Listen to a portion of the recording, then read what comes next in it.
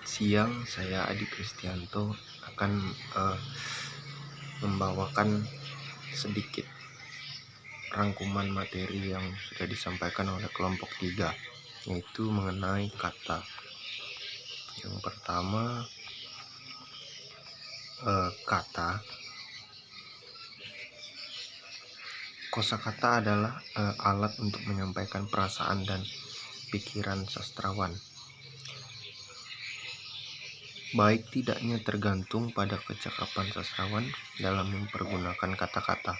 Kehalusan perasaan sastrawan dalam mempergunakan kata-kata sangat diperlukan. Juga perbedaan arti dan rasa sekecil-kecilnya pun harus dikuasai pemakainya. Sebab itu, pengetahuan tentang leksikografi sastrawan syarat mutlak. Pengarang sering mempergunakan kata-kata bahasa daerah, misalnya sastrawan Jawa dengan kata-kata Jawa. Contohnya seperti W.S. Rendra, Subagio, Sastrowardoyo, Sapardi Djoko Darmo, dan lain sebagainya. Tetapi sastrawan dari Sumatera pun banyak yang mempergunakan kata-kata Jawa seperti M. Yamin, Amir Hamzah, dan sebagainya. Pemakaian kata daerah ini secara estetis juga dapat dipertanggungjawabkan. Artinya penggunaannya harus dapat menimbulkan efek puitis, atau memang dalam bahasa Indonesia kata-kata itu tidak ada. Selanjutnya, pemilihan kata. Di dalam pemilihan kata, penyair hendak mencurahkan perasaan dan isi pikirannya dengan setepat-tepatnya, seperti yang dialami batinnya. Selain itu, juga ia ingin mengekspresikannya dengan ekspresi yang dapat menjelmakan pengalaman jiwanya tersebut. Untuk itu haruslah dipilih kata-kata setepatnya. Pemilihan kata dalam dalam sajak disebut diksi. Barfield mengemukakan bahwa bila kata-kata dipilih dan disusun dengan cara yang sedemikian rupa hingga artinya menimbulkan atau dimaksudkan untuk menimbulkan imajinasi estetik, maka hasilnya disebut diksi puitis. Jadi diksi itu untuk mendapatkan kepuitisan, untuk mendapatkan nilai estetik, ya. Untuk ketepatan pemilihan kata, seringkali penyair menggantikan kata yang dipergunakan berkali-kali yang dirasa belum tepat.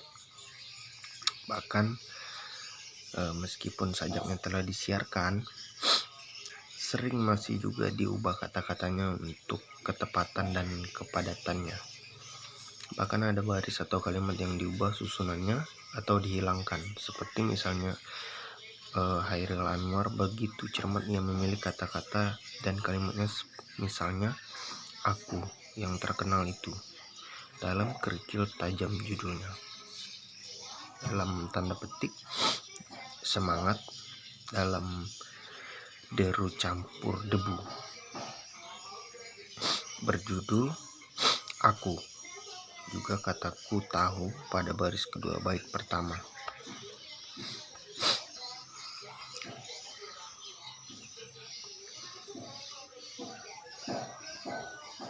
Ya, lanjut, kita langsung masuk ke denotasi dan konotasi. Dalam memilih kata-kata supaya tepat dan menimbulkan gambaran yang jelas dan padat, itu penyair mesti mengerti denotasi dan konotasi sebuah kata. Sebuah kata itu mempunyai aspek arti atau denotasi, ialah artinya menunjuk, dan konotasi itu artinya tambahan. Denotasi sebuah kata adalah definisi kamusnya, yang pengertiannya yang menunjuk benda atau hal yang diberi nama dengan kata itu, disebutkan atau diceritakan. Bahasa yang denotatif adalah bahasa yang menuju kepada korespondensi satu lawan satu lawan satu antara tanda atau kata itu dengan yang ditunjuk. Jadi satu kata itu menunjuk satu hal saja, yang seperti ialah ideal bahasa ilmiah begitu. Dalam membaca sajak, orang harus mengerti arti kamusnya, arti denotatif. Orang harus mengerti apa yang ditunjuk oleh tiap kata yang dipergunakan.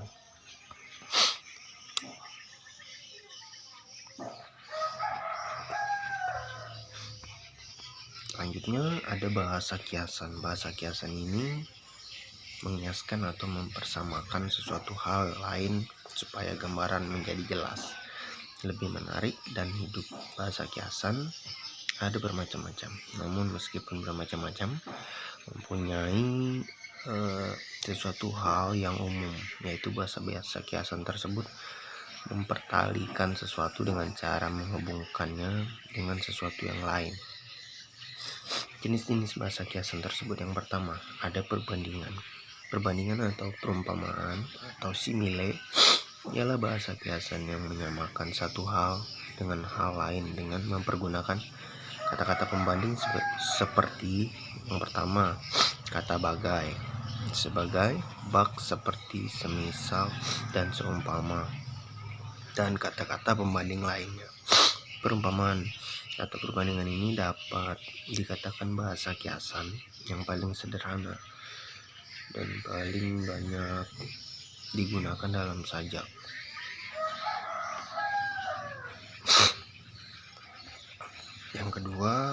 Jenis yang kedua itu adalah metafora. Metafora ini menyatakan sebagai hal yang sama atau seharga dengan yang lain, yang sesungguhnya tidak sama. Metafora terdiri dari dua term atau dua bagian, yaitu term pokok dan term kedua, secondary term. Term pokok disebut juga tenor, term kedua disebut juga vehicle. Term pokok atau tenor menyebutkan hal yang dibandingkan, sedangkan term kedua atau vehicle adalah hal untuk membandingkan. Misalnya, bumi ini perempuan jalang, karya Subagio. Kata bumi adalah term pokok, sedangkan perempuan jalang itu term kedua. Jadi ada hubungan. Yang selanjutnya itu ada perumpamaan epos. Perumpamaan epos ini ialah perbandingan yang dilanjutkan atau diperpanjang, yaitu dibentuk dengan cara melanjutkan sifat-sifat pembandingnya lebih lanjut dalam kalimat-kalimat atau frase-frase yang berturut-turut. Kadang-kadang kelanjutan ini sangat panjang.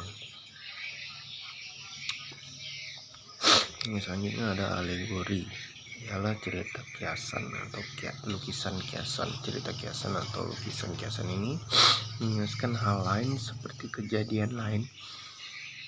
Alegori ini banyak terdapat dalam sajak-sajak pujangga baru. Namun pada waktu sekarang banyak juga terdapat dalam sajak-sajak Indonesia modern.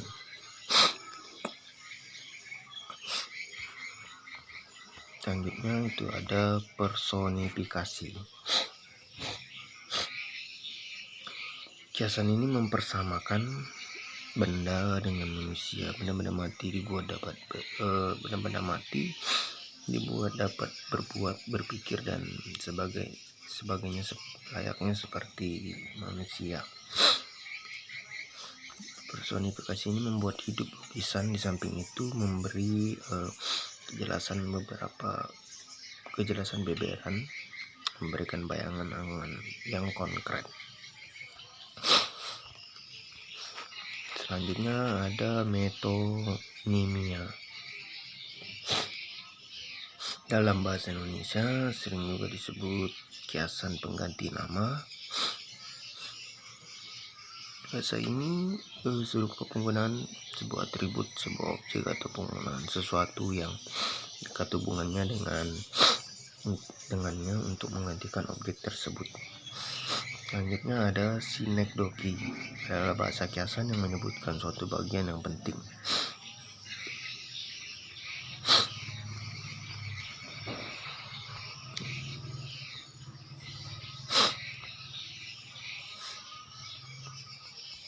Baik, mungkin sekian dari penyampaian dari saya. Maaf jika ada kekurangan. Saya mohon undur diri. Terima kasih. Jangan lupa di subscribe.